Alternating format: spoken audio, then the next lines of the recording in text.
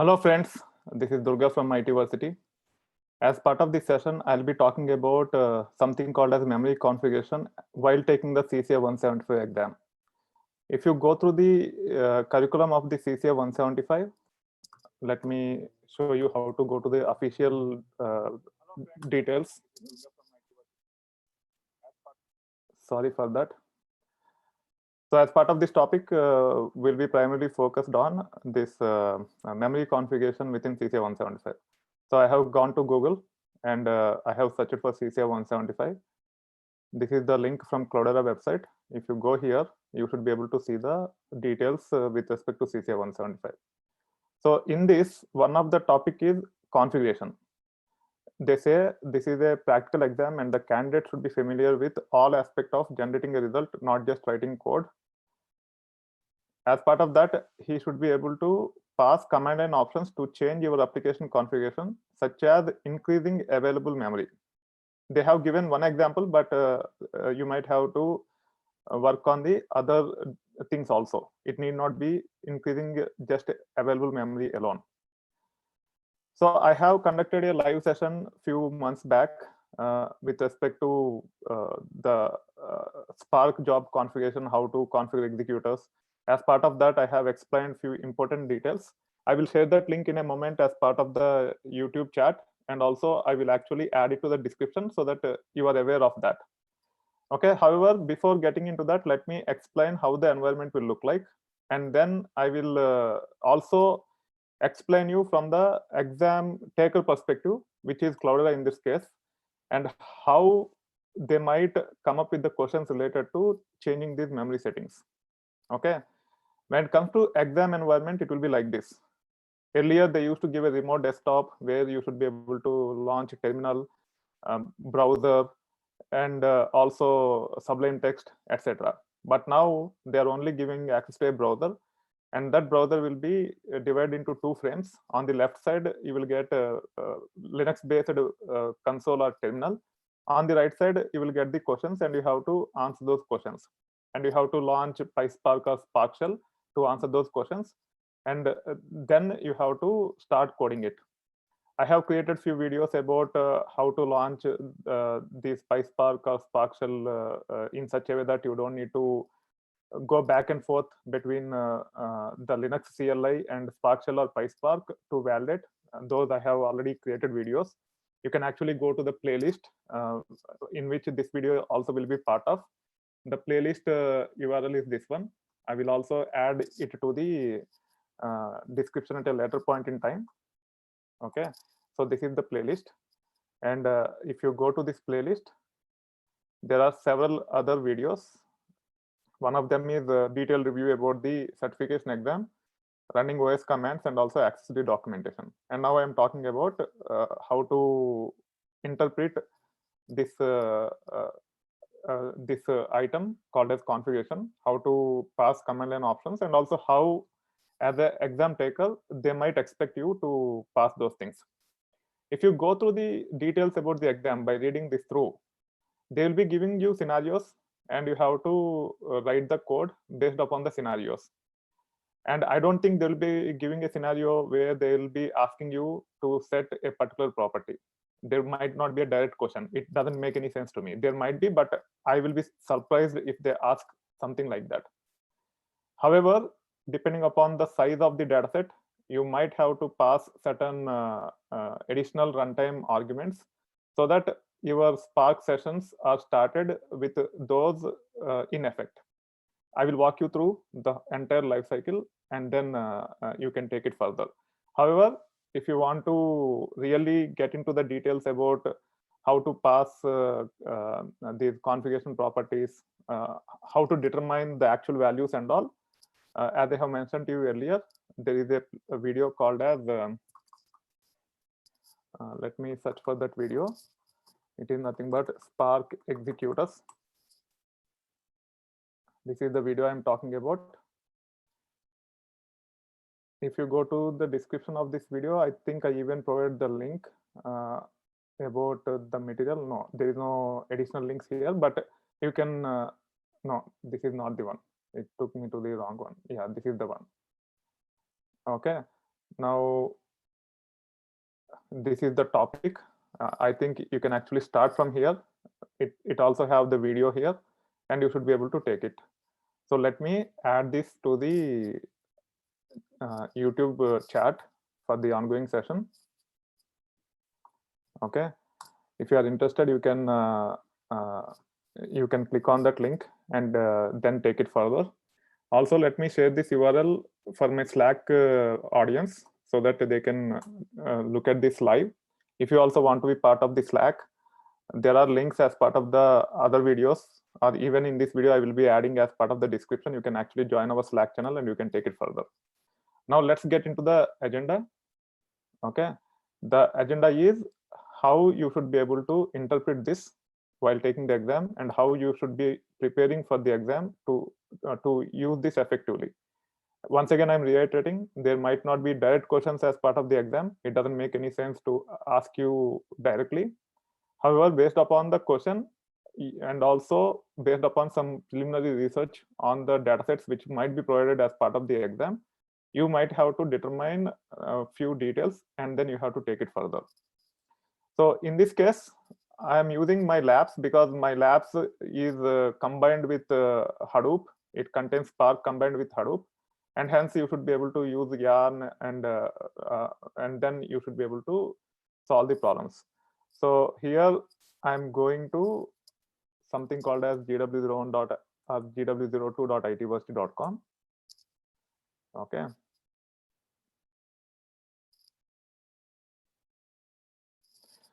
Just give me a moment. I will come back to this. I might have to log out of that existing session and log in using a different user. I'm logging in. Yeah.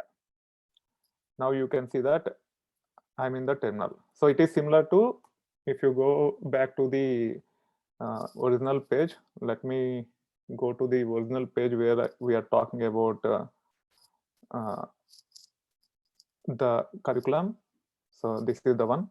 So whatever we are seeing here, which is nothing but a terminal, is similar to this one. Okay. Now we should be able to launch Spark Shell or PySpark, and the straightforward way of launching it is like this. So if it is the Spark Shell with the Scala as programming language, so I have to say, in my labs, I have to say Spark2-shell. In certification, while taking the certification with the latest environment, you have only one version of Spark, and hence you just have to say Spark-shell, and then you can say -- master yarn. Again, as part of the exam, the default framework could be yarn, and hence -- master yarn might be optional. But in our labs, if you want to practice, you have to pass this also. And then I typically pass this property also, spark.ui.port equal to 0, just to pick up a random port number, because this is a multi-student lab. There are quite a few people who might be accessing the labs at a given point in time, and hence I have to use this additional property. But when it comes to taking the exam, you can just say Spark-shell or PySpark based upon the programming language which you are trying to use. Now I can hit enter and it will launch this Spark Shell for us. Okay. And when it launches Spark Shell, it will use certain default values. What are those default values? For that, you have to go to that other YouTube video, which I have shared as part of the YouTube chat of this ongoing session. And also I will add it to the description. For now, I'm not going to get into all the details related to how to determine the properties and all. I'm assuming that you have a basic knowledge of those properties. If you don't have, you have to go to that video, go through the entire stuff several times if you are new to the industry, and try to understand as much as you can, and then come back to this. So by default, it will use resources as per the configuration set at the cluster level. So to get that information, if you are interested to get that information, no matter you are using the PySpark or Scala, once you launch, you have this Spark object, right? So using that Spark object, you can say Spark dot Spark context dot get conf. This is a Scala based approach.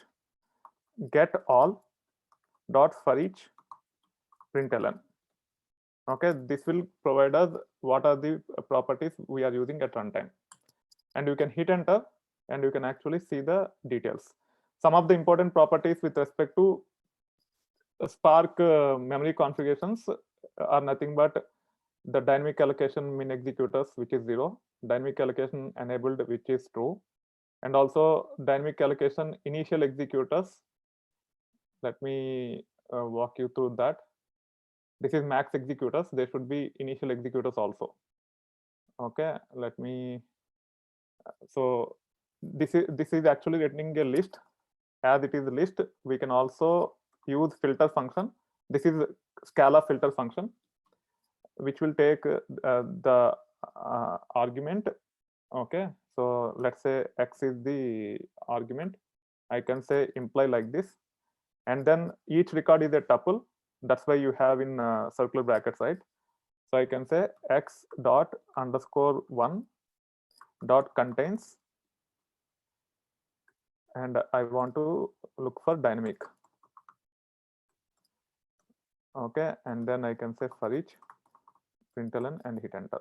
Now I am able to get all the dynamic related stuff, and you can see that the initial executors is 0, max executors is 10, min executors is 0, enabled is true, which means it is using something called as dynamic allocation. I have covered what is dynamic allocation and all in the other YouTube video. Go through that and then come back to this, you will understand this. If dynamic allocation is set to false, then there is a property called as spark dot executors, or I think spark dot executors. It is by default 2. It will start with 2 executors, and you should be able to process the data. However, if your data is too big, using just 2 executors with 1 thread each, which means you are only leveraging 2 parallel process at any given point in time, and it will take its own sweet time to process the data.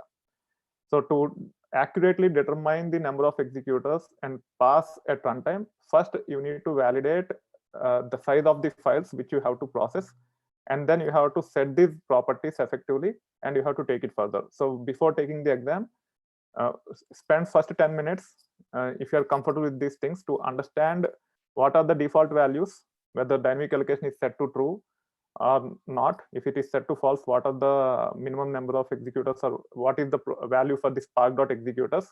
It will give an idea about how the resources are allocated by default, and also spend some time in performing some research against the datasets, the size of the dataset and all, so that you can effectively use the resources while taking the exam.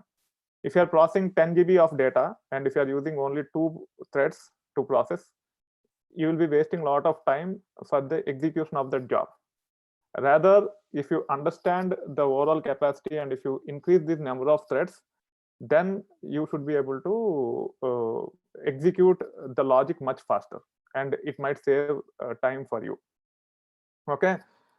How to determine the existing capacity? For that, you might have to understand some of the yarn commands. So let me recollect some of the yarn commands, and then I will also walk you through the HDFS commands to determine the size of the files, and then you should be able to determine the number of threads to launch the Spark session to answer the questions. Okay, so here there is a command called as yarn application. If you say yarn application and hit enter, it will actually show all the options for you. Okay, so yarn application will give the details at the application level.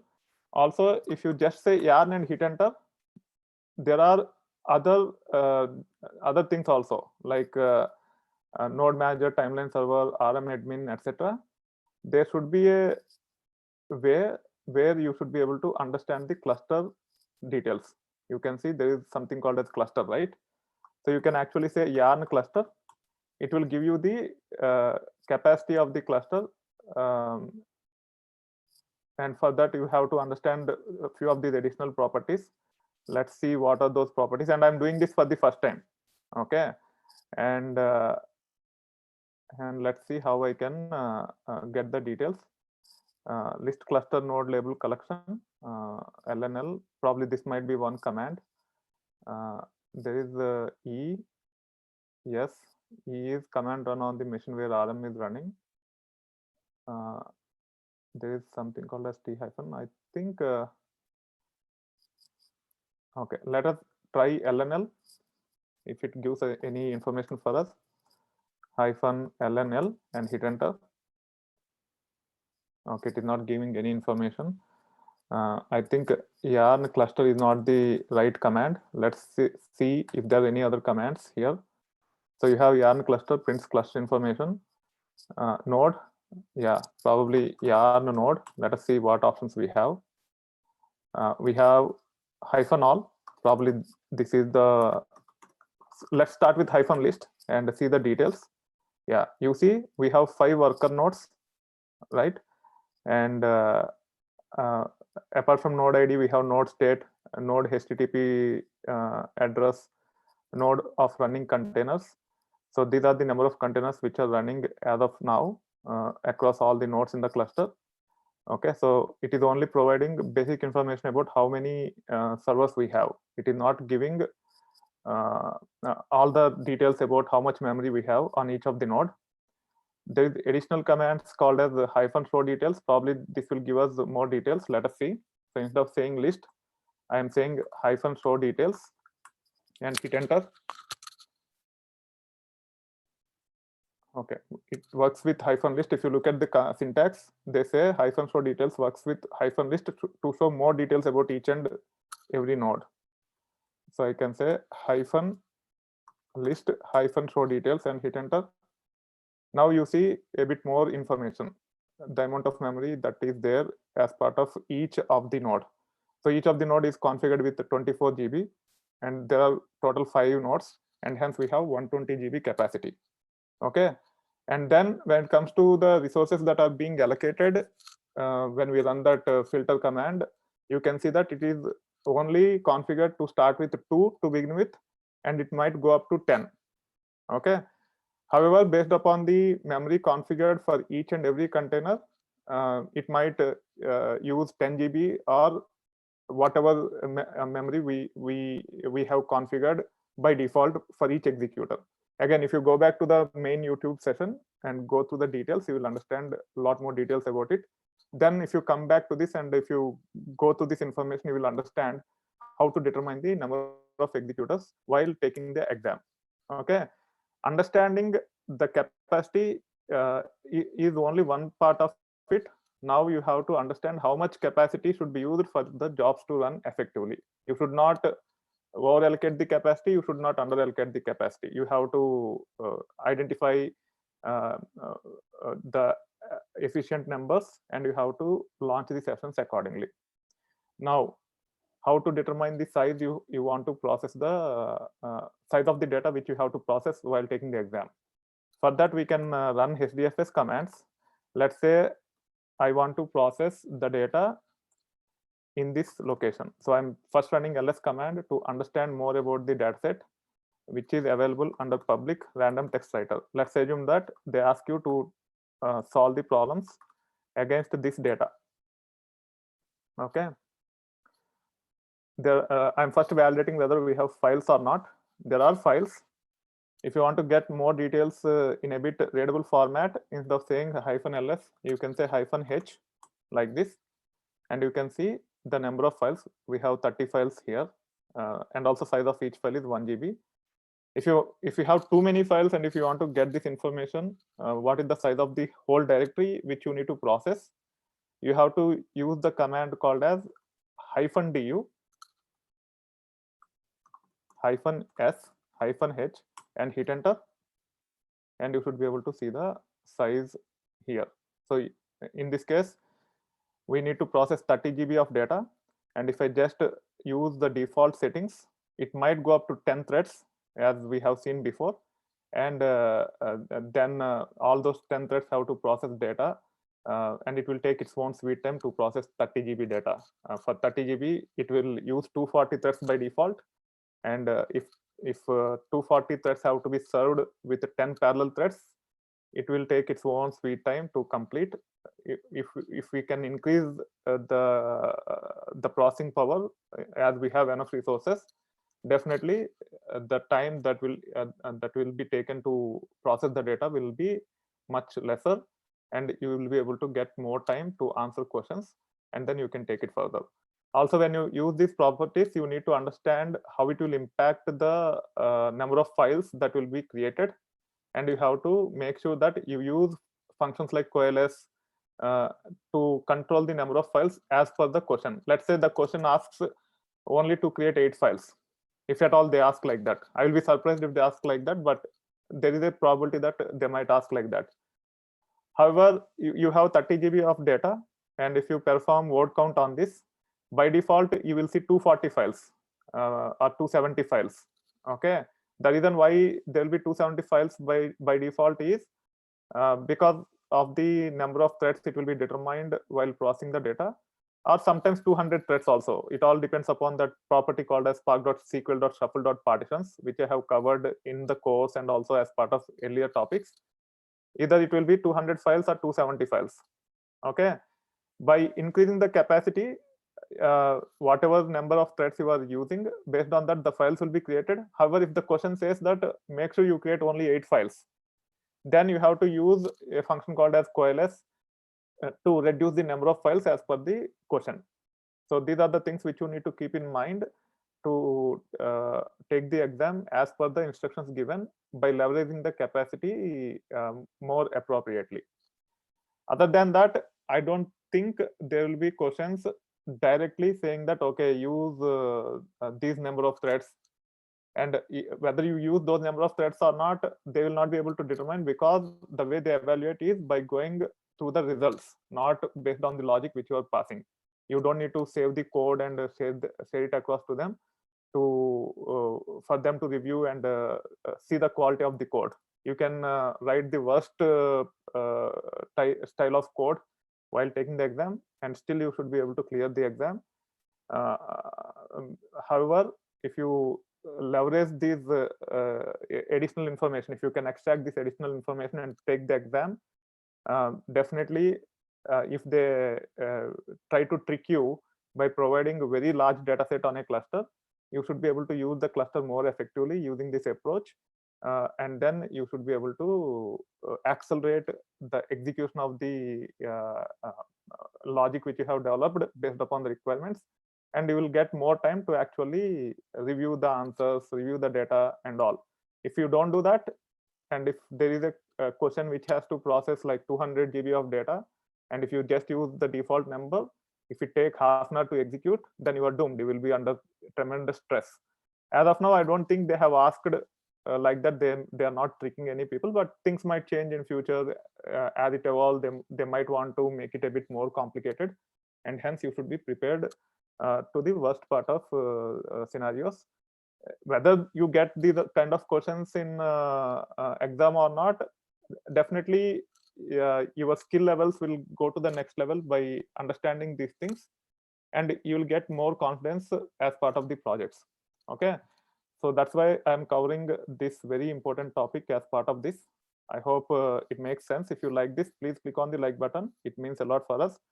And if you want to practice on a multi-node cluster, and if you don't have access to it, I will share the details as part of the description. You should be able to pick up the skills by subscribing to our labs. You will get a multi-node cluster where you have enough capacity.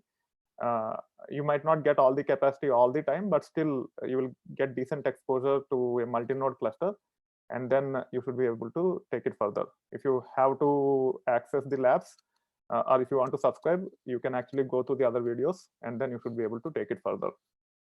Now, if you have any questions, feel free to ask the questions as part of the chat. I'll be able to answer those questions. Meanwhile, I will actually copy paste this URL, which is relevant for our discussion, which is nothing but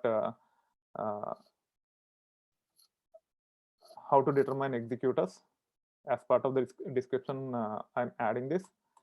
I will make sure that I update this at a later point in time with proper explanation. For now, I just added the link to the YouTube video, link to this live session as part of the description. You can actually take it further. Actually, it is better to copy this discuss page rather than the YouTube video, because it also have details about what is being covered. So you'll be able to get a lot more important details in that. Okay. So I'm sharing those details as part of the description also.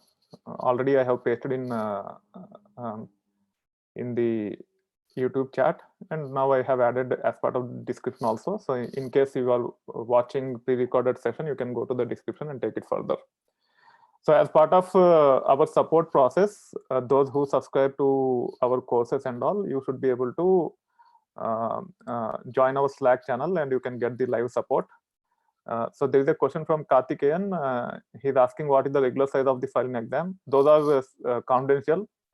And one more thing, I haven't taken the exam yet, and don't ask those kind of questions. So the whole agenda behind this session is you will be able to pick up the skills that are required to get the information live while taking the exam. Okay. And what is we don't have any idea about the files that will be given to us at the time of exam. Even if we know, we are not supposed to reveal, and hence don't ask those kinds of questions. Just try to get these skills so that you can figure out by yourself. And then Hemant is saying, please add this video in your channel. It is already there as part of the channel. You will be able to watch the pre-recorded video. If you want to get the notification immediately once I launch this session, you can actually subscribe to the channel and click on the notification icon. It will come to your email. Even if you miss, you should be able to watch it as part of your mailbox. So just subscribe, and we can take it further.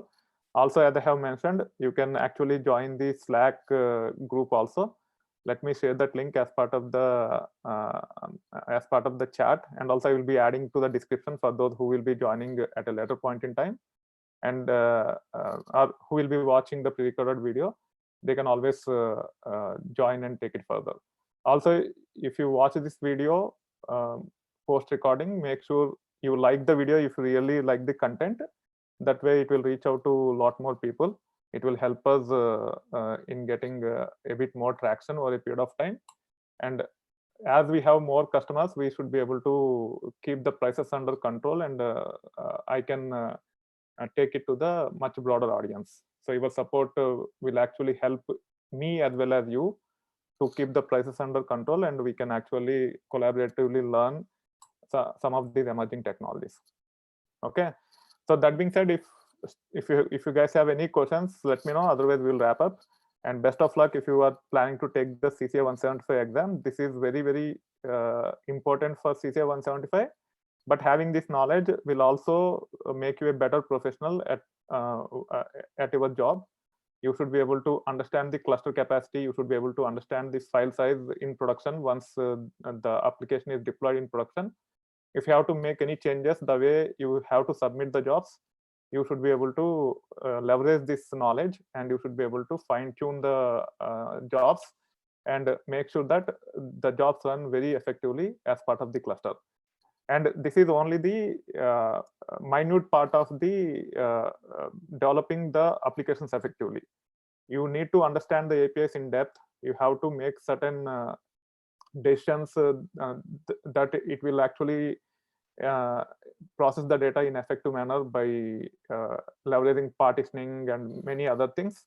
So performance tuning itself is a big topic.